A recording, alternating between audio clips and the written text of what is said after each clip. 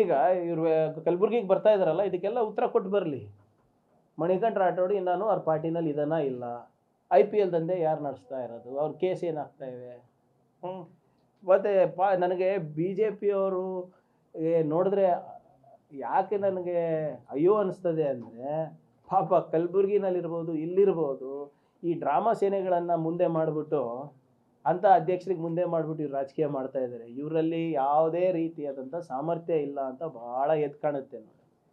ಅಲ್ಲಿ ಇಲ್ಲಿ AJP YJP BJP ಇದ್ದರೆ ಅಲ್ಲಿ ಒಂದು ಡ್ರಾಮಾ ಸೇನೆಗಳದೆಲ್ಲ ಇವೆ ನಮ್ಮ ಭಾಗದಲ್ಲಿ. ಅಲ್ಲಿ BJPದು ಏನು ನಡೆಯಲ್ಲ. ಅವರೆಲ್ಲ ಏನು ಹೇಳ್ತಾರೆ, ಅವರೆಲ್ಲ ಏನು ತಾಳ ಹಾಕ್ತಾರೆ, ಅದಕ್ಕೆ ಕುಣಿತಾರೆ ಇವರೆಲ್ಲ.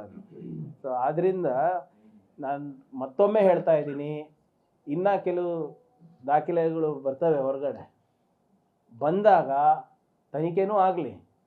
ಏನು ಸಾರ್ವಜನಿಕ ವಲಯದಲ್ಲಿ ಏನು ದಾಖಲೆಗಳ ಸಂಗ್ರಹಣೆ ಮಾಡ್ತಾ ಇದ್ದಾರೆ ಅದನ್ನು ಹೊರಗೆ ಬರಲಿ. BJP ಅವರಿಗೆ ಈ ವಿಚಾರದಲ್ಲಿ ಅವಮಾನ ಆಗೋದು ಖಂಡಿತ. ನಾನು ಬರೆದು ಕೊಡ್ತೀನಿ ನಿಮಗೆ.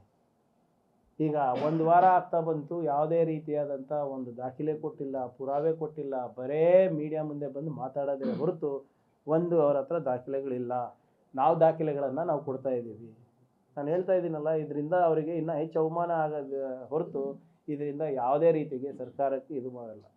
ನಾವು ಮೊದಲೇ ದಿನದಿಂದ ನಾವು ಒಂದು ಮಾತು ಹೇಳ್ತಾ ಇದ್ದೀನಿ, ಸಚಿನ್ ಕುಟುಂಬಕ್ಕೆ ನ್ಯಾಯ ಒದಗಿಸ್ಕೊಡೋದು ಸರ್ಕಾರ ಜವಾಬ್ದಾರಿಗೆ ಆಗಿದೆ. ಅದನ್ನು ಭಾಳ ಗಂಭೀರವಾಗಿ ನಾವು ತೊಗೊಂಡಿದ್ದೇವೆ. ರೈಲ್ವೆ ಪೊಲೀಸಿಂದ ಈಗಾಗಲೇ CIDಗೆ ಮೊನ್ನೆ ಹಸ್ತಾಂತರ ಆಗಿದೆ. ಅವರು ಕೂಡ ಏನೇನು ಮಾಹಿತಿಗಳನ್ನು ಸಂಗ್ರಹಣೆ ಮಾಡಿಬಿಟ್ಟು ಆರೋಪಿಗಳಿಗೆ ಯಾವಾಗ ಕರೆಸಬೇಕು, ಏನು ಮಾಡಬೇಕು ಅಂದ್ಬಿಟ್ಟು ಕೂಡ ಅವರು ರೂಪರೇಷೆ ಹಾಕ್ಕೊತಾ ಇದ್ದಾರೆ ಅಂತ ನಾನು ಭಾವಿಸ್ತಾ ಇದ್ದೀನಿ. ಅವರಿಗೆ ಆ ಸಾವಿಗೆ ನ್ಯಾಯ ಕೊಡಿಸೋದು ಅಂದರೆ ಪಾರದರ್ಶಕವಾಗಿ ತನಿಖೆ ಮಾಡಿಸೋದು, ಮತ್ತು ಅದೇನಿದೆ ನ್ಯಾಯಯುತವಾಗಿ ಆ ಕುಟುಂಬಕ್ಕೆ ಹೇಳೋದು ಮಾಡೋದಿರ್ಬೋದು, ಅದನ್ನು ನಾವು ಮಾಡ್ತೀವಿ. ಅವರ ಕುಟುಂಬದ ಜೊತೆ ನಾವು ಇದ್ದೇವೆ. ಅವರು ಇನ್ನೂ ಈ ಒಂದು ಶಾಕಿಂದ ಹೊರಗೆ ಬಂದಿಲ್ಲ ಅಂತ ನಾನು ಕೇಳ್ಪಟ್ಟಿರೋದಲ್ಲಿ. ಸೊ ಆದ್ದರಿಂದ ಅವ್ರು ಯಾವಾಗ ಹೇಳ್ತಾರೆ, ಅವರಿಗೆ ತಕ್ಕಂಗೆ ಪರಿಹಾರ ಇರ್ಬೋದು, ಮತ್ತು ಬೇರೆ ಇನ್ನಿತರ ಏನಾದರೂ ಸಹಕಾರ ಇದ್ದರೆ ಅದನ್ನು ನಾವು ಮಾಡ್ತೀವಿ. ಅದನ್ನು ಖಂಡಿತವಾಗಿ ನಾವು ಬದ್ಧರಾಗಿದ್ದೇವೆ ಅಂತ ನಾನು ಹೇಳಕ್ಕೆ ನಾನು ಬಯಸ್ತಾ ಇದ್ದೀನಿ. ಹಿಂದಿನ BJP ಸರ್ಕಾರ ಥರ ಸುಮ್ಮನೆ ರಾಜಕೀಯ ಮಾಡೋಕ್ಕಲ್ಲ, ನಮ್ಮದು ಜವಾಬ್ದಾರಿ ಇದೆ. ನ್ಯಾಯ ಕೊಡಿಸೋದು ಜವಾಬ್ದಾರಿ ಇದೆ, ಮತ್ತು ಪರಿಹಾರ ಕೂಡ ಕೊಡಿಸೋದು ನಮ್ಮದೇ ಜವಾಬ್ದಾರಿ ಆಗಿದೆ ಅಂತ ತಮ್ಮ ಮುಖಾಂತರ ನಾನು ಹೇಳಕ್ಕೆ ನಾನು ಬಯಸ್ತಾ ಇದ್ದೀನಿ. ನಾನು ಕೇಳಿರುವ ಪ್ರಶ್ನೆಗಳಿಗೆ BJPಯವರು ನೇರವಾಗಿ ಲಾಜಿಕ್ಕಾಗಿ ಉತ್ತರ ಕೊಡಲಿ ಮೊದಲು. Thank you. ನೋಡಿ, ನನಗೆ ಗೊತ್ತಿಲ್ಲ. ನನ್ನ ಮಾಹಿತಿ ಇಲ್ಲ ನೋಡಿ, ಪ್ಲೀಸ್ ಡೋಂಟ್ ಕೋಟ್ ಮೀ. ಅಂದರೆ ನನ್ನ ಮಾಹಿತಿ ಪ್ರಕಾರ ಅವರು 24-25 ವರ್ಷ ಅಷ್ಟೇ ಹುಡುಗಂಗೆ. ಆಮೇಲೆ ಅವನು ಯೂನಿಟಿ ಇನ್ಫ್ರಾ ಬಿಲ್ಡ್ ಅಂದ್ಬಿಟ್ಟು ಒಂದು ಕಂಪನಿನಲ್ಲಿ ಪ್ರಾಜೆಕ್ಟ್ ಡೈರೆಕ್ಟರ್ ಆಗಿ ಅಥವಾ ಡಿಸೈನ್ ಡೈರೆಕ್ಟರ್ ಆಗಿ ಕೆಲಸ ಮಾಡ್ತಾರೆ, ಅವನೇ ಹೇಳ್ತಾನೆ. ಸೊ ನನ್ನ ವೈಯಕ್ತಿಕ ಅಭಿಪ್ರಾಯ ಏನಿರ್ಬೋದು ಅಂದರೆ, ಅವರು ಕಂಪನಿ ಥ್ರೂ ಕೆಲಸ ಮಾಡಿಸ್ಬೇಕು ಅಂತ ಏನಾದರೂ ಆಸೆ ಇರ್ಬೋದು. ಯಾಕಂದರೆ ಗುತ್ತಿಗೆದಾರರ ಸಂಘದವರು ಅವ್ರದ್ದು ಯಾವುದೇ ಒಂದು ರಿಜಿಸ್ಟ್ರೇಷನ್ನು ನಮ್ಮ ಹತ್ರ ಇಲ್ಲ, ಬೀದರ್ನಲ್ಲೂ ಇಲ್ಲ, ಕಲಬುರ್ಗಿನಲ್ಲೂ ಇಲ್ಲ, ಬೇರೆ ಜಿಲ್ಲೆನಲ್ಲೂ ಕೂಡ ನಾವು ತಿಳ್ಕೊಂಡಿದ್ದೀವಿ.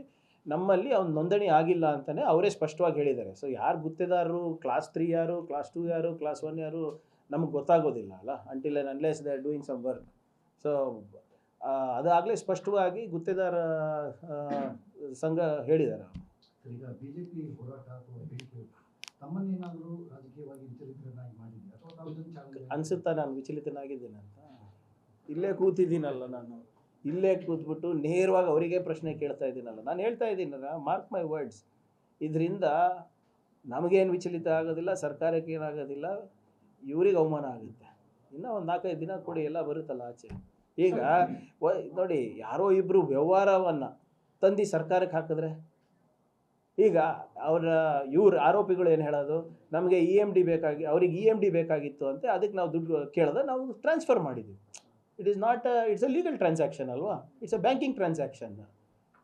ಈಗ ಅವ್ರು ಹೇಳ್ತಾ ಇದ್ದಾರೆ, ಇಲ್ಲ ಟೆಂಡರ್ ಕೊಡಿಸ್ತೀನಿ ಅಂತ, ಅದಕ್ಕೆ ನಾವು. ಬಟ್ ಟೆಂಡರ್ ಕೊಡಿಸ್ತಾ ಇದ್ರೆ ಅವ್ರಿಗೆ ಯಾಕೆ EMD ಹಾಕ್ತಾರೆ? ಈಗ ಯಾವುದೂ ಕೂಡ ಅವ್ರು ಹೇಳಿರೋದು KID ಟೆಂಡರ್ ಇರ್ಬೋದು, ಝೂ ಅಥಾರಿಟೀಸ್ ಇರ್ಬೋದು, ಅಥವಾ RWS ಇರ್ಬೋದು, ಅವು ಯಾವುದು ಟೆಂಡರ್ ಅವ್ರಿಗೆ ಆಗಿಲ್ಲ ಅಲ್ಲ. ಅವ್ರು ಯಾವುದು ಅಲ್ಲೂ ಉಲ್ಲೇಖಿಸಿದ್ದಾರೆ ಅದರಲ್ಲಿ. ಸೊ ಹಾಗಾದರೆ ಇವರು ಹೇಳಿದ ಪ್ರಕಾರ ಆಗಬೇಕಾಗಿತ್ತಲ್ಲ ಟೆಂಡರ್. ಅಂದರೆ if they were able to influence the government, ಅವರು ಟೆಂಡರ್ ಆಗಬೇಕಾಗಿತ್ತಲ್ಲ. ಸೊ ಅದೇನಾಗಿದೆ ಸತ್ಯಾಂಶ ಬರಲಿ. ಅಲ್ಲೊಂದು ಕತೆ ಹೇಳ್ತಾ ಇದ್ದಾರೆ, ಇಲ್ಲೊಂದು ಕತೆ ಹೇಳ್ತಾ ಇದ್ದಾರೆ, ಯಾವ ವರ್ಷನ್ ಕರೆಕ್ಟು ಅಂತ ತಾನೇ ನಾವು ಹೇಳಿರೋದು CID ತನಿಖೆ ಮಾಡಲಿ ಅಂತ. ಆದರೆ ಇದು ಇವ್ರೇನು ರಾಜಕೀಯ ಮಾಡೋಕ್ಕೆ ಕೊಡ್ತಾ ಇದ್ದಾರೆ, ಅದು ಎಷ್ಟು ಮಟ್ಟಕ್ಕೆ ಲಾಜಿಕಲ್ಲು ಅಂತ ನಾನು ಕೇಳ್ತಾ ಇರೋದು ಅಷ್ಟೇ. ಈಗ ಈಶ್ವರಪ್ಪ ಅವ್ರದ್ದು ಪ್ರಕರಣದ ನಾನು ಹೇಳಿದ್ನಲ್ಲ, ಇದು ಸ್ಪಷ್ಟವಾಗಿ ಓದಕ್ಕೆ ಹೇಳಿ ಅವರಿಗೆ. ಗ್ಯಾರಂಟಿ ನ್ಯೂಸ್, ಸುದ್ದಿ ಖಚಿತ, ನ್ಯಾಯ ನಿಶ್ಚಿತ.